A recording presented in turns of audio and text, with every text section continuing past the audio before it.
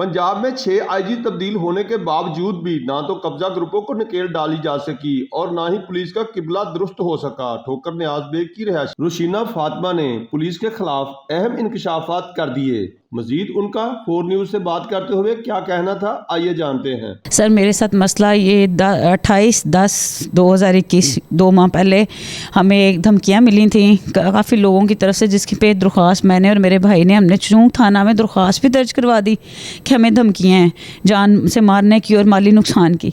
लेकिन ये हुआ कि हमारी दरख्वास्त पे कोई अमल ना हुआ और सुबह जो उन्होंने हमें अटैक का टाइम दिया था वो वाकई वो 9 बजे की बजाय 11 बजे सोसाइटी ऑफिस है मेरा वेस्टवुड कॉलोनी के नाम, वेस्टवुड कॉलोनी है, प्राइवेट पायनियर हाउसिंग सोसाइटी के नाम से कंपनी है प्राइवेट लिमिटेड, और उसमें ये वेस्टवुड कॉलोनी का नाम है।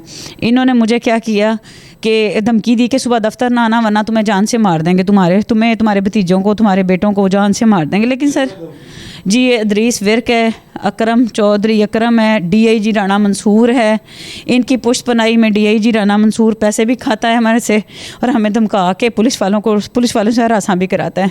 इन लोगों ने हमें धमकी दी थी कि आप लोग नहीं पहुंचेंगे, लेकिन हम लोगों ने रातों रात ही अपनी दरख्वास्त दर्ज करवाई, जो कि मेरा अंदराज हुआ हुआ है, आप देख सकते हैं, सबूत मेरे पास है।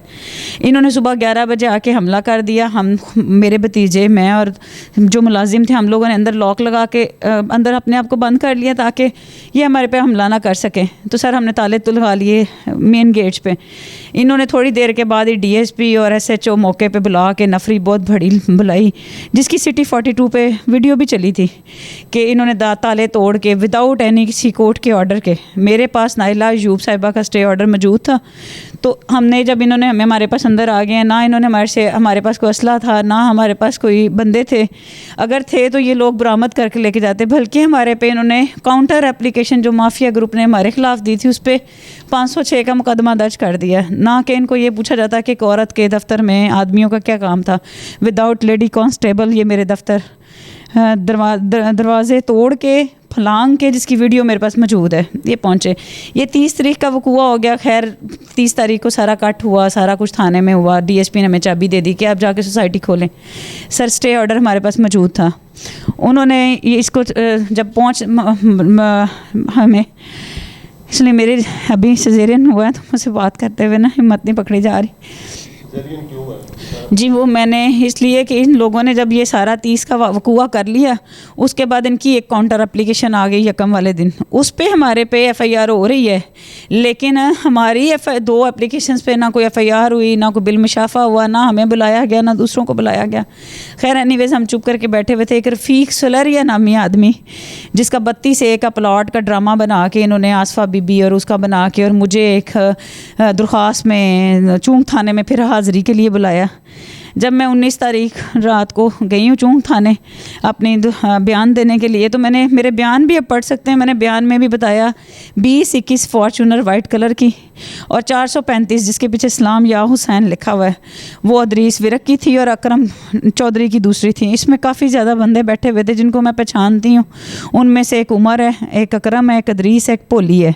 बाकी बंदों को मैं सामने आने पर पहचान सकती हूँ, शक्लें मुझे वाकिफ़ हैं। मैं अंदर गई हूँ बयान देने। जब मैं बयान दे के वापस आई हूँ तो अदरीस ने हांगरे मारते हुए कहा, बीबी नू गड्डी सुटो, बीबी नू गड्डी पाओ, इनू गंदी गालियाँ देते हुए अदरीस ने कहा इसको गाड़ी में डालो, गाड़ी में। तो सर मैं अपनी जान बचाने के लिए, कदूस था मेरे साथ, असलम था सुपरवाइज़र और कदूस गार्ड था और मेरा भतीजा उमर था, और भाईजन थाने में अभी उस बंदे से बात कर रहे थे, भाईजन पीछे थे, नसीर भाई। तो हम लोग, मैं आगे दौड़ी हूँ अपनी गाड़ी की तरफ कि मैं जल्दी से गाड़ी में बैठ जाऊँ। तो सर इन्होंने मुझे बहुत बुरे तरीके से धक्का दिए और जो मैं पेट के बल गिरी, और मेरा 7वां महीना था, 28वां हफ्ता मेरा था प्रेगनेंसी का। सर मेरा वहीं पे वाटर बैग लीक हो गया और जब इन्होंने देखा कि बीबी हाथ पाँव पे आ गई है तो मुझे मेरे बच्चों ने उठा के गाड़ी में बिठाया है। मैंने बस इन्हें एक ही बात की है, मुझे घर ले जाओ, जल्दी लेके जाओ। सारे गैर महरम थे, मैंने किसी को नहीं बताना पसंद किया कि मेरे साथ क्या हो गया। सर मैं जब वो पहुंची हूँ ऑफिस में, हीटर वगैरह चला के बैठी हूँ, कपकपी मेरी बॉडी में बहुत ज़्यादा थी, तो मैं सीधी जिन्ना हॉस्पिटल के सामने अहमद वाले हैं उनके पास अल्ट्रासाउंड कराने गई हूँ। अल्ट्रासाउंड में डॉक्टर ने कहा कि तुम्हारे बच्चे की जान खतरे में है, तुम्हारे में वाटर बैग लीक हो गया। मैं थोड़ी देर सोसाइटी आके चूंक थाने से लेटी हूँ, हीटर वगैरह चलाया कि मेरी कपकपी दूर हो जाए, और फिर मैं फ़ौरन जिन्ना हॉस्पिटल डॉक्टर को कॉल किए कि फौरी तौर तौर पे डॉक्टर साहब मेरी कंडीशन नहीं सही, आप ज़रा मेरा अल्ट्रासाउंड कर लें। तो उन्होंने अल्ट्रासाउंड कर किया, तो डॉक्टर पहुंची खैर लेट, उसने अल्ट्रासाउंड करके उसने मुझे बताया कि आपका वाटर बैग सारा लीक हो चुका है, आपको क्या हुआ। मैंने कहा इस तरह मुझे धक्का मारा, मैं ज़मीन पे पेट के बल गिरी हूँ। तो मुझे उन्होंने कहा जी आप अपनी डॉक्टर को अल्ट्रासाउंड रिपोर्ट भेजें और फौरी बताएं उन्हें। डॉक्टर को मैंने जब अपनी बताया, मेरी डॉक्टर नौशीन है, उन्होंने कहा कि जी आप मिड सिटी पहुँचे हॉस्पिटल।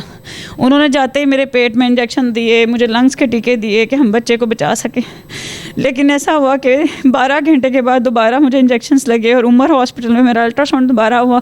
तो उन्होंने कहा कि पानी का कतरा भी नहीं है, बच्चे की जान खतरा में, 10 से 15 मिनट में ऑपरेट करना ज़रूरी है। लिहाजा मिड सिटी हॉस्पिटल में मेरा ऑपरेट सिज़ेरियन हुआ। अभी भी मेरे टांके लगे हुए हैं और मेरा बच्चा पैदा हुआ, बेटा मेरा पैदा हुआ, और मेरे बच्चे को 3 दिन मेरा बेटा मुश्किल से सांसें लेता रहा। मेरा बच्चा वेंटिलेटर पे नर्सरी में रहा मिड सिटी में। डॉक्टर से मुझे कहा बच्चा बचाएंगे इंशाल्लाह, लेकिन मेरा बच्चे की डेथ हो गई। 3 दिन के बाद मेरा बच्चा नहीं रहा। मुझे तो मेरा कसूर होगा। मेरे छोटे से मासूम बच्चे का क्या कसूर था जिसे बहुत मुश्किल सांसें ली 3 दिन। मेरे बच्चे को कातिल जो है वो अभी भी दंदला रहे हैं, और इसके बावजूद आज उन्होंने देखा इनकी माँ जो है वेंटिलेटर से तो उतर आई है।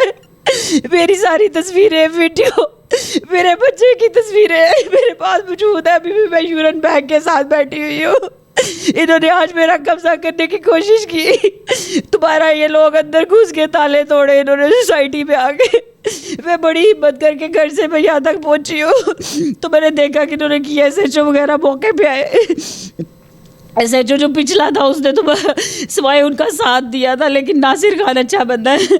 नासिर खान ने बड़ी अच्छी उनसे गुफ्तगू की और हमें परसों का टाइम दे दिए कि परसों 3 बजे आप पहुँचे। लेकिन मुझे ये बता दें, जो मेरी एप्लीकेशन गई थी मेरे बच्चे की वारदात के लिए, मुझे हरासा करके इन्होंने मेरा बच्चा मार दिया। उसके ऊपर क्यों कोई एक्शन नहीं लिया गया?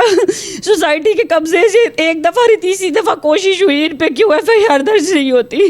क्या मतलब है कि मैं इतनी कमज़ोर हूँ कि बच्चा भी दे दूँ और अपनी प्रॉपर्टी भी दे दूँ इनको? इसकी पुष्ट बनाई मैं सरेआम कहती हूँ, उसकी पुष्ट बनाई राना मंसूर DIG जो बनता है वो करता है। और मैं सारी कौम को कहना चाहती हूँ और माँ को कहना चाहती हूँ, झोली उठा के बददुआ करो इनके लिए। इनके बच्चे मरे, इनको पता चले कि माँ को दुख क्या पहुँचता है। DIG ने पहले मेरा होटल का कब्जा दिलवाया, 36 लाख रुपया कुरान पे कहूँगी इन्होंने मुझसे लिया, और इन्होंने फिर भी मुझसे कब्जा चिलवा दिया। उसके बाद ये मेरी सोसाइटी पे हमलावर होते हैं बार बार कि हमने कब्जा लेना है इससे, हमने इससे कब्जा लेना है। और आज दिन दिहाड़े 2:30 बजे इन्होंने ये वारदात की। तमाम तर वीडियो मेरे पास मौजूद है। लेकिन प्लीज़ मेरी इल्तमास है आप लोगों से हाथ जोड़ के, अल्लाह वास्ते करके कि मुसलमान को इसका हक दे। ये दुनियावी चीज़ें यहीं पर रह जा रही है। मेरे बच्चे का मुझे सब्र नहीं आता। इन्होंने मेरा बच्चा मार दिया, मेरा बेटा मार दिया इन्होंने। क्यों कोई हमारा कानून इतना अंधा क्यों हुआ? किस वजह से इनको इतनी राणा DIG मंसूर इतना बहादुर आदमी है कि वो लोगों के पेट के बच्चे भी मार सकते हैं, उनके कब्जे भी ले सकते हैं सोसाइटियों से। क्या मेरा कसूर? सिर्फ ये बता दे मेरा कसूर क्या है कि मैंने सोसाइटी ले ली? मेरा कसूर कि मेरा बच्चा पेट में था। इन्होंने नहीं हमला किया, इनकी CTR निकलवा ले, इनकी वहाँ पे लोकेशन ले लीजिए। इन्होंने मेरे पे हमला नहीं किया। थाने की फुटेज ले लीजिए कि थाने के अंदर इतने बहादुर लोग हैं, ये थाने के अंदर ये मेरे पे हमला कर रहे हैं। तो जनाब आज का वकूआ फिर ताज़ा इन्होंने ये कर दिया। ये स्टे मेरा और उमर नसीर का स्टे कब से मौजूद है, हम लोग कब से कब्जे में, बालकी में, सारे सिस्टम सोसाइटी के हम रन कर रहे हैं।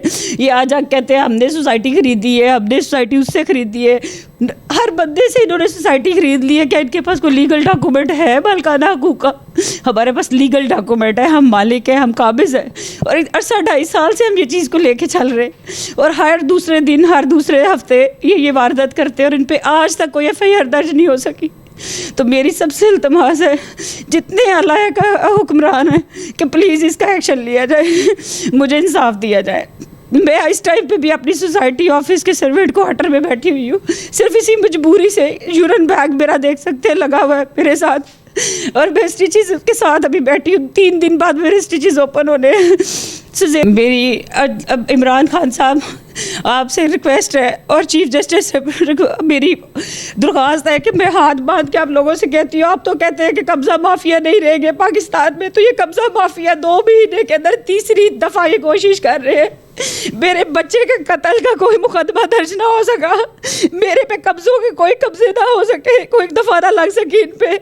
मेरी आप तमाम से इमरान खान और चीफ जस्टिस साहब आपसे रिक्वेस्ट है कि इसका नोटिस लिया जाए। हमारी जो पुलिस जिसको हमारी निगरानी के लिए हमारी हिफाजत के लिए रखा गया है, क्या पुलिस भी उनके साथ मिलकर ये सब करेगी? मेरी रिक्वेस्ट है कि मेरा इस पे नोटिस लिया जाए और FIR दर्ज की जाए और इन जितने जालिम और कब्जा माफिया है इनको सजा दी जाए।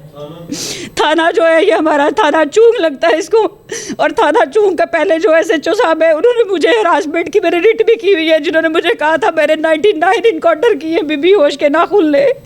मैं होश के नाखून क्या लूँ, मैं कब्जा छोड़ दूँ? मैंने बच्चा तो छोड़ दिया, मैं सोसाइटी दे दूँ इनको? इमरान खान प्लीज मेरी बात का नोटिस लो। ये सोसाइटी इमरान खान तुम्हारे बाप ने बनाई थी, इकरामुल्लाह न्यासी ने ये बनाई थी सोसाइटी। अपने बाप की याद रखते हुए मेरी मदद करो, इमरान खान मेरी मदद करो। पुलिस की तरफ से रशीना फातिमा के नौमौलूद बच्चे के कत्ल का मुकदमा थाना चूंग में दर्ज न होना पुलिस डिपार्टमेंट के लिए सवालिया निशान है।